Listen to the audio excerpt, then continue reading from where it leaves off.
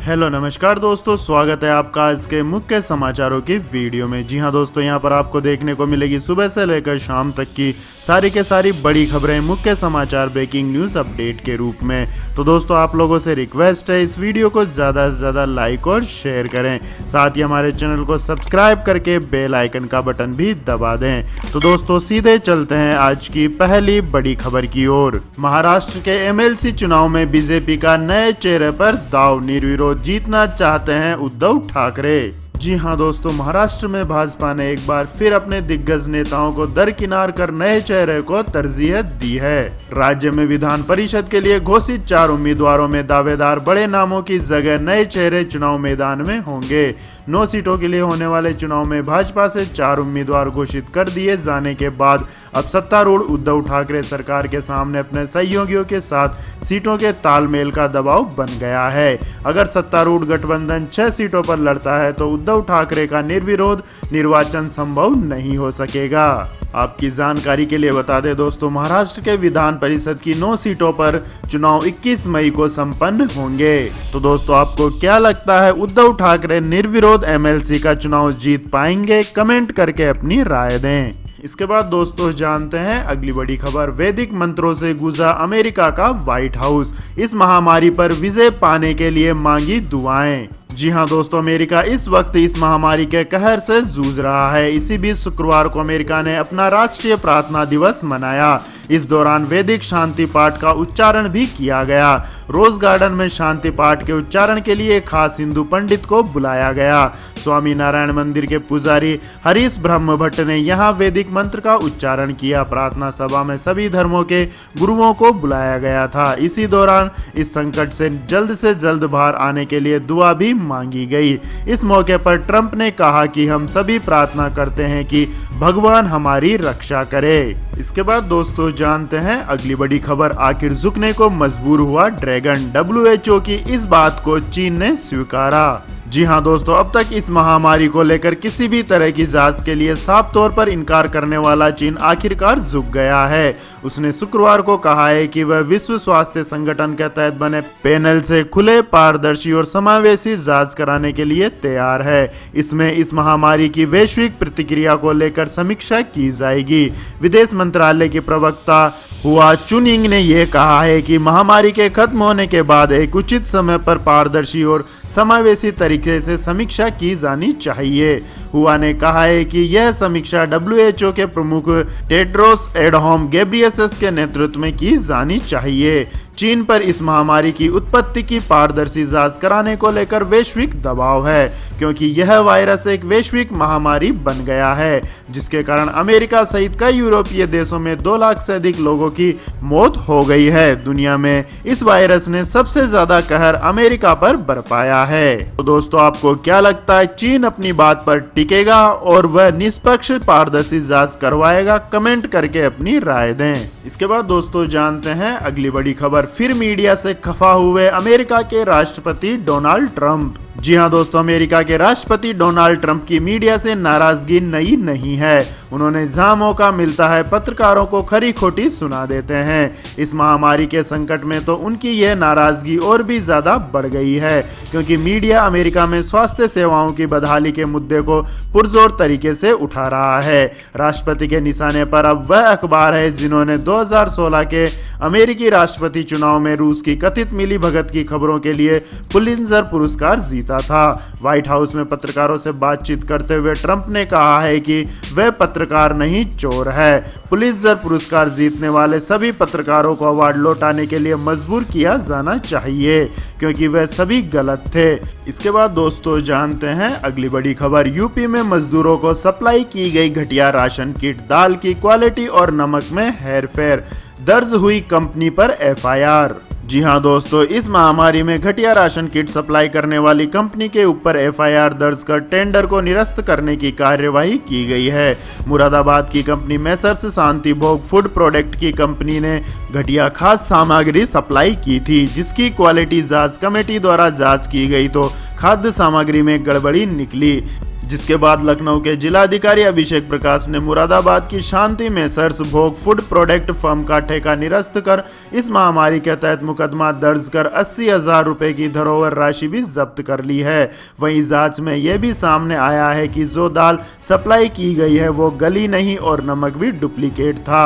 इसके बाद दोस्तों जानते हैं अगली बड़ी खबर। लेकिन दोस्तों अगली खबर जानने से पहले आप लोगों से गुजारिश है, अगर आपको यह वीडियो अभी तक पसंद आया है तो इसे लाइक करें, कमेंट करें और हमारे चैनल को सब्सक्राइब करें। तो दोस्तों सीधे चलते हैं अगली बड़ी खबर की ओर। सीबीएसई की 10वीं और 12वीं की बची हुई परीक्षाएं 1 से 15 जुलाई के बीच होंगी। जी हाँ दोस्तों, मानव संसाधन मंत्रालय ने आज सीबीएसई बोर्ड यानी केंद्रीय माध्यमिक शिक्षा बोर्ड की 12वीं और 10वीं बोर्ड की बची हुई परीक्षाओं के लिए तारीख की घोषणा की है। लॉकडाउन के कारण स्थगित परीक्षाओं के लिए नई तिथियों की घोषणा की गई है। अब ये परीक्षाएं 1 से 15 जुलाई के बीच होंगी। दरअसल इस महामारी के चलते शिक्षा व्यवस्था भी लॉकडाउन की भेंट चल रही है। ऐसे में अफवाहों का दौर भी शुरू हो गया था और परीक्षाओं के कैंसिल होने की खबर चल रही थी। अभिभावक भी इन सब से परेशान थे, वे भी कई बार अलग अलग माध्यमों से सवाल उठा चुके थे। ऐसे में अब स्थिति साफ हो गई है। हालांकि इससे पहले 30 अप्रैल को भी बोर्ड ने स्थिति साफ करते हुए कहा था कि 10वीं और 12वीं की परीक्षाएं कैंसिल नहीं की जाएंगी। इसके बाद दोस्तों जानते हैं अगली बड़ी खबर। एशिया की सबसे बड़ी प्याज मंडी लासलगांव इस महामारी के कारण हुई बंद। जी हाँ दोस्तों, इस महामारी के चलते एशिया की सबसे बड़ी प्याज मंडी को बंद कर दिया गया है। लासलगांव मार्केट कमेटी के निर्देशक मंडल ने शुक्रवार को इसकी जानकारी दी। यह फैसला लासलगांव में इस महामारी के मामले बढ़ने के बाद लिया गया है। आपको बता दें कि इस महामारी के कारण देश भर में चल रहे लॉकडाउन का असर प्याज की कीमतों पर भी पड़ा है। लॉकडाउन के कारण किसानों को प्याज बेचने में परेशानी आ रही है, साथ ही प्याज की मांग में भी कमी आई है। इसलिए उत्पादक मंडियों में प्याज की कीमतों में गिरावट बनी हुई है, जबकि मंडियों में नई फसल की आवक भी लगातार बढ़ रही है। महाराष्ट्र की मंडियों में प्याज के भाव घटकर 400 से 800 रुपए प्रति क्विंटल रह गए हैं। इसके बाद दोस्तों रुक करते हैं अगली बड़ी खबर का। सुप्रीम कोर्ट की राज्य सरकारों को सलाह, कहा शराब की होम डिलीवरी करवाने पर करें विचार। जी हाँ दोस्तों, देश की सबसे बड़ी अदालत ने राज्य सरकारों से कहा है कि सरकारें शराब की होम डिलीवरी जैसे विकल्प पर विचार करें। सुप्रीम कोर्ट में दायर एक जनहित याचिका में कहा गया था कि इस महामारी के संक्रमण से बचाव के लिए सोशल डिस्टेंसिंग जरूरी है, लेकिन शराब की दुकानों पर भारी भीड़ है। सोशल डिस्टेंसिंग की धज्जियां उड़ रही है। ऐसे में शराब की दुकानों पर शराब न बेचकर शराब की होम डिलीवरी की व्यवस्था की जाए। इसके बाद दोस्तों जानते हैं अगली बड़ी खबर। दिल्ली अल्पसंख्यक आयोग के अध्यक्ष जफरुल इस्लाम खान पहुंचे दिल्ली हाई कोर्ट। जी हाँ दोस्तों, दिल्ली अल्पसंख्यक आयोग के अध्यक्ष जफरुल इस्लाम खान ने शुक्रवार को दिल्ली हाई कोर्ट में एक याचिका दायर कर अपने खिलाफ दर्ज देशद्रोह के मामले में अग्रिम जमानत का अनुरोध किया है। खान की वकील वृंदा ग्रोवर ने कहा है कि मामले को सुनवाई के लिए 12 मई को सूचीबद्ध करने की अनुमति दी गई है। खान ने पिछले महीने सोशल मीडिया पर अपने आधिकारिक पेज के माध्यम से कथित तौर पर देशद्रोही एवं नफरत भरी टिप्पणियां की थी। एक शिकायत के आधार पर दिल्ली पुलिस के विशेष प्रकोष्ठ ने 2 मई को खान के खिलाफ भारतीय दंड संहिता की धारा 124A और 153A के तहत मामला दर्ज किया था। ये धाराएं देशद्रोह और विभिन्न समूहों के बीच धर्म, जाति, जन्म स्थान, निवास और भाषा के आधार पर नफरत की भावनाएं फैलाने से संबंधित हैं। इसके बाद दोस्तों रुक करते हैं आज के मौसम अपडेट्स का। तो दोस्तों आने वाले 24 घंटों के दौरान असम, मेघालय, अरुणाचल प्रदेश, नागालैंड, केरल, तटीय कर्नाटक और अंडमान व निकोबार द्वीप समूह में हल्की से मध्यम बारिश के साथ कुछ स्थानों पर गरज के साथ भारी बौछार गिरने का अनुमान है। आंतरिक कर्नाटक, आंतरिक तमिलनाडु, छत्तीसगढ़ के कुछ हिस्सों, तटीय आंध्र प्रदेश, उप हिमालयी पश्चिम बंगाल और सिक्किम में हल्की बारिश के साथ 1-2 स्थानों पर मध्यम बौछारें गिर सकती है। गुजरात और पश्चिमी राजस्थान के कुछ हिस्सों में लू का प्रकोप जारी रहने की संभावना है। इसके बाद दोस्तों जानते हैं आज के सोने और चांदी के भाव। तो दोस्तों लॉकडाउन के बावजूद सोने चांदी की कीमतों में बड़ा बदलाव देखने को मिल रहा है। शुक्रवार को 24 कैरेट सोने का भाव बुधवार के मुकाबले 357 रुपए महंगा होकर 46,221 रुपए प्रति 10 ग्राम पर पहुंच गया। वहीं अगर बात करें 22 कैरेट सोने के रेट की तो 10 ग्राम गोल्ड 916 की कीमत शुक्रवार सुबह 42,000 42,338 रुपए रही। वहीं चांदी में भी 0.71% की तेजी देखी गई। चांदी के हाजिर मांग के चलते जुलाई डिलीवरी के लिए चांदी का वायदा भाव 43,431 रुपए प्रति किलोग्राम पर पहुंच गया और सितंबर की डिलीवरी के लिए 371 रुपए की तेजी देखी गई, जिससे चांदी का वायदा भाव 43,894 रुपए प्रति किलोग्राम पर पहुंच गया। इसके बाद दोस्तों जानते हैं अगली बड़ी खबर। दूसरे राज्यों से प्रवासियों को लाने की व्यवस्था कर रही है उत्तराखंड सरकार। जी हां दोस्तों, इस महामारी की वजह से क्या आम क्या खास हर किसी को मुश्किलों का सामना करना पड़ रहा है। इसमें वो प्रवासी भी हैं जो काम के सिलसिले में एक राज्य से दूसरे राज्य गए हुए थे। उत्तराखंड से भी कई प्रवासी पढ़ाई और काम के लिए बाहर गए हुए थे। अब राज्य सरकार उन्हीं प्रवासियों को उत्तराखंड लाने की व्यवस्था कर रही है। मुख्यमंत्री त्रिवेंद्र सिंह रावत ने दूसरे राज्यों में फंसे लोगों की सुरक्षित वापसी के लिए उच्च अधिकारियों को निर्देश दिए हैं। उत्तराखंड के मुख्यमंत्री त्रिवेंद्र सिंह रावत ने कहा है कि प्रवासियों को लाना शुरू कर दिया गया है। अभी तक देश के विभिन्न शहरों, राज्यों एवं केंद्र शासित प्रदेशों से 1,64,000 से अधिक प्रवासी उत्तराखंड वासियों ने उत्तराखंड आने के लिए पंजीकरण कराया है। इसमें से लगभग 7,400 से अधिक प्रवासियों को विभिन्न राज्यों से उत्तराखंड लाया जा चुका है। यह प्रक्रिया लगातार चलती रहेगी। इसके बाद दोस्तों जानते हैं अगली बड़ी खबर। पाकिस्तान का फिर हुआ पर्दाफाश।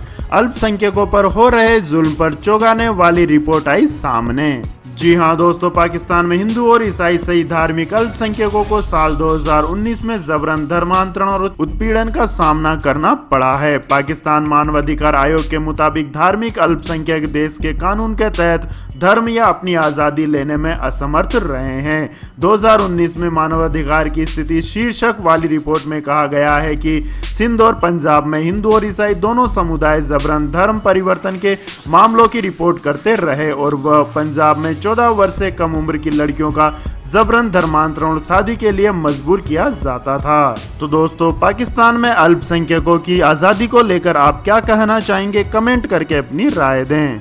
इसके बाद दोस्तों जानते हैं अगली बड़ी खबर। सिर्फ 10 रुपए रोजाना बचाकर पाएं 60,000 रुपए पेंशन। जी हां दोस्तों, मोदी सरकार की ओर से शुरू की गई अटल पेंशन योजना के सदस्यों की संख्या 2.23 करोड़ से अधिक हो गई है। इसके तहत अब इस संक्रमण के इलाज के लिए सरकार ने नेशनल पेंशन सिस्टम से पैसा निकालने की मंजूरी दे दी है।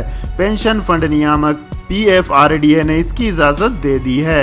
NPS के लिए टियर 1 खाते से इसके लिए आंशिक निकासी की जा सकती है। आपको बता दें कि मोदी सरकार की इस महत्वाकांक्षी योजना के तहत आप रोजाना 10 रुपए बचाकर 60 साल की उम्र के बाद हर महीने 5,000 रुपए की पेंशन प्राप्त कर सकते हैं। इसके बाद दोस्तों जानते हैं अगली बड़ी खबर। जियो लाया धमाकेदार एड ऑन डाटा प्लान।